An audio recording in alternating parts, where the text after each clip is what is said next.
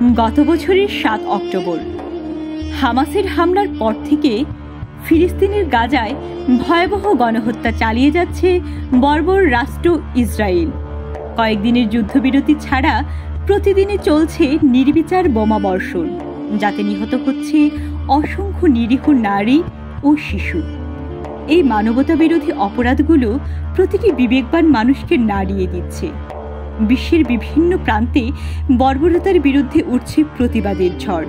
ইসরায়েলের এই জুলুম নিপীড়নের জন্য তাদের ওপর আল্লাহর কঠিন শাস্তি অপেক্ষা করছে।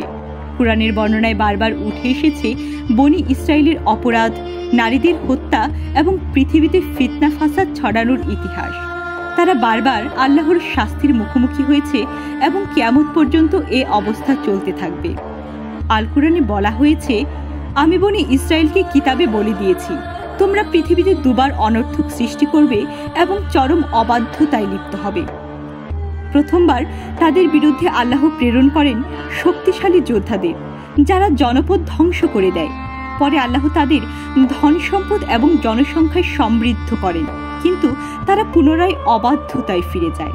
আল্লাহ তাআলা বলেন, যদি তোমরা ভালো করো তা তোমাদের জন্য ভালো, আর মন্দ করো তা নিজের ক্ষতির জন্য।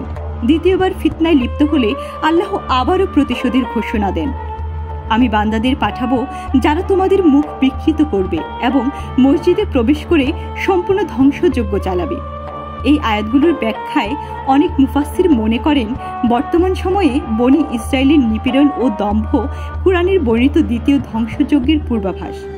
মুসলিম জাহানে তারা যে জুলুম চালাচ্ছে তার চূড়ান্ত পরিণতি একদিন আল্লাহর পক্ষ থেকে এসে তাদের গ্রাস করবেই।